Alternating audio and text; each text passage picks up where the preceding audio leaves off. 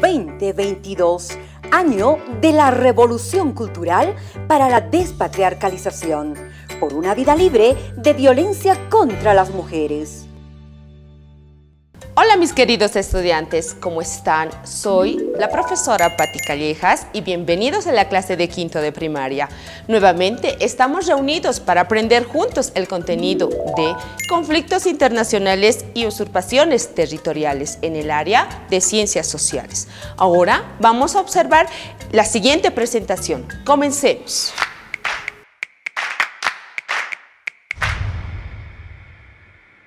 Y vamos a empezar. ¿Cómo nació nuestra querida patria Bolivia? Con una superficie territorial de 2.363.769 kilómetros cuadrados, se creyó por entonces que no se tendrían más enfrentamientos, pero desde 1879 Bolivia peleó algunas guerras.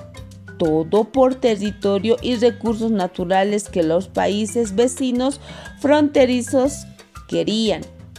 Ahora vamos a hablar acerca de la Guerra del Acre, de 1899 a 1903. La Guerra del Acre. Durante la presidencia del general Pando, el gobierno de Brasil decidió apoderarse de la región del Acre, ubicada en el norte del país, debido a que era una zona sumamente rica en goma. Después de algunas batallas de gobierno boliviano, se vio obligado a entregar esa extensa región a cambio de dinero y otras compensaciones mínimas. El impuesto. Para aumentar los ingresos del país, el presidente Daza decidió cobrar un impuesto de 10 centavos por cada tonelada de salitre que exportaban las empresas extranjeras que trabajaban en las costas de Bolivia. En respuesta de esa medida, Chile invadió el territorio boliviano. Desde la creación de nuestro país, la zona costera había sido prácticamente abandonada por los sucesivos gobiernos. La población de esa región, mayoritariamente plena, quienes tomaban las decisiones, allí eran los empresarios extranjeros. Por eso, cuando el 14 de febrero de 1879, Chile invadió Antofagasta, no encontró ninguna resistencia. Eduardo Avaroa. El 23 de marzo de 1879, las tropas chilenas fueron detenidas en Calama por un pequeño número de pobladores civiles, al mando de Eduardo Avaroa y Ladislao Cabrera. Avaroa resultó gravemente herido mientras combatía en el puente del Topáter. Cuando se le ordenó rendirse, respondió: «Rendirme yo, que se rinda su abuela».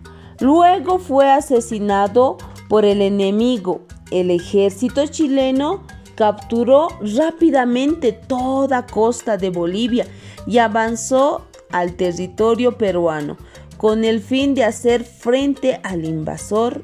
Bolivia y el Perú formaron un débil ejército aliado. Para sorpresa, los bolivianos y sus aliados y hasta los propios enemigos, el presidente Hilarión Daza fue destituido y reemplazado en plena guerra por el general Narciso Campero. Fin de la guerra.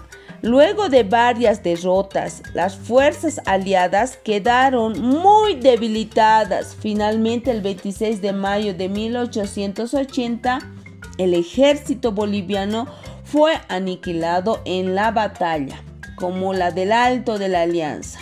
Perú continuó con la guerra y recibió duros reveses. La Guerra del Chaco, 1932, Desde la creación de Bolivia y el Paraguay, ambos países afirmaron que la zona del Chaco era de su propiedad. Además, las empresas petroleras Standard Oil y Royal Dutch Shell en Inglaterra cuestionaban a los gobiernos de Bolivia y el Paraguay. Ambos países afirmaron que la zona del Chaco era de su propiedad. Además, las empresas petroleras Standard Oil y de los Estados Unidos Royal Dutch Shell de Inglaterra presionaban para los gobiernos de Bolivia y el Paraguay, respectivamente, para que se apodere de esa región, porque creían que era muy rica en petróleo. En secreto, ambos países comenzaron a desplegar tropas, a abrir caminos e instalar fortines. En 1932, el piloto boliviano mayor Jorge Jordán descubrió el Chaco, una laguna bautizada como Chuquisaca, que había sido ocupada por los paraguayos con el nombre de Pitiantuta. Se trataba de un gran descubrimiento, porque en el caso de que estallase una guerra, esa laguna podía proveer de agua a los combatientes. El 15 de julio de 1932, tropas bolivianas tomaron el asalto del fortín paraguayo, ubicado cerca a la laguna. Ese ataque provocó la Guerra del Chaco. Extremadamente, el presidente Salamanca ordenó que esa acción militar se mantuviese en secreto. Al poco tiempo, el ejército paraguayo reaccionó de manera violenta y expuso del fortín a las tropas bolivianas sorpresivamente. El presidente boliviano anunció indignado que el Paraguay había atacado a Bolivia. De inmediato, los mandos militares bolivianos aconsejaron al presidente Salamanca de no iniciar una guerra con el Paraguay, porque el ejército nacional, después de una respuesta boliviana, las fuerzas paraguayas continuaron sus ataques hasta aniquilar. No se encontraba preparado para afrontar un conflicto bélico. Sin hacer caso a los mandos militares, el presidente Salamanca ordenó la captura de fortinios paraguayos, Corrales, Toledo y Boquerón. Luego de esas acciones, estaba seguro de que el conflicto se solucionaría por medio de conversaciones diplomáticas. Para su sorpresa del presidente Salamanca, en septiembre de 1932, más de 15,000 soldados paraguayos iniciaron la reconquista del fortín Boquerón. Los defensores, 619 soldados bolivianos al mando del teniente coronel Manuel Marazana, lucharon con tal bravura que detuvieron momentáneamente el asalto.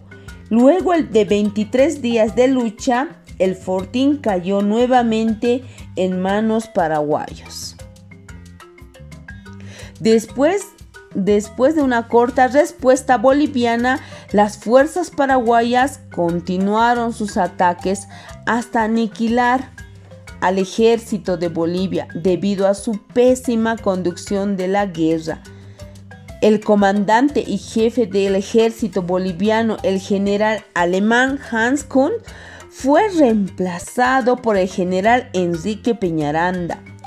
El general Peñaranda reorganizó el ejército e inició una recontraofensiva ataque que detuvo a Paraguay. En esas condiciones, el mando militar propuso al presidente Salamanca resolver el problema en la mesa de negociaciones.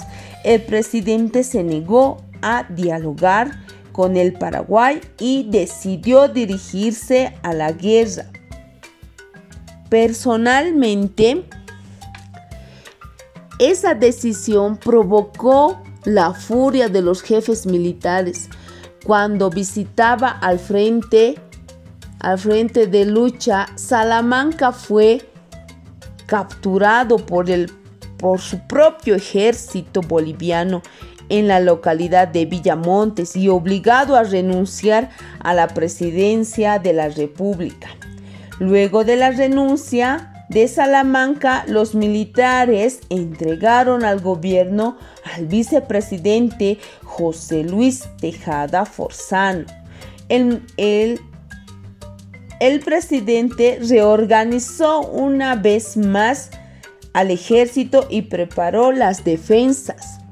Ubicada en Villamontes, después de las sangrientas batallas del ejército paraguayo, fue detenido y obligado a retroceder. La contraofensiva boliviana, tan violenta que pudo haber derrotado totalmente al ejército paraguayo. Esa posibilidad preocupó a la Argentina y Chile, naciones que habían apoyado secretamente al Paraguay. Ambos países presionaron para detener la guerra. Finalmente, el 14 de julio de 1932, Bolivia y el Paraguay decidieron poner fin a la guerra entre Bolivia y el Paraguay. Provocó la muerte de 90,000 soldados, 40,000 del Paraguay y 50,000 de Bolivia.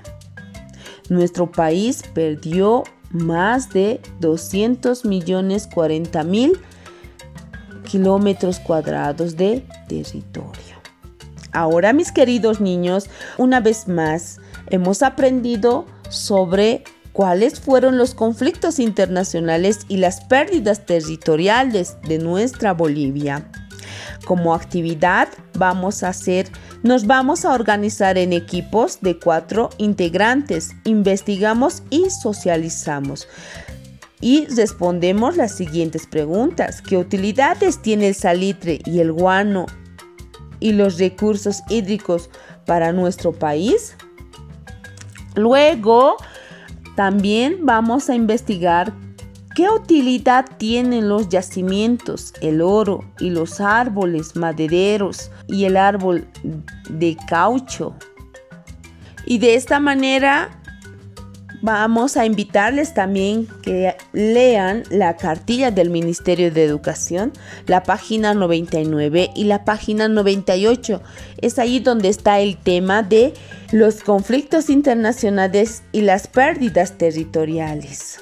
Y de esta manera terminamos este contenido. Nos vemos en otra oportunidad. Hasta pronto, mis queridos niños. Cuídense mucho y miles de bendiciones. Chao. 2022, año de la revolución cultural para la despatriarcalización, por una vida libre de violencia contra las mujeres.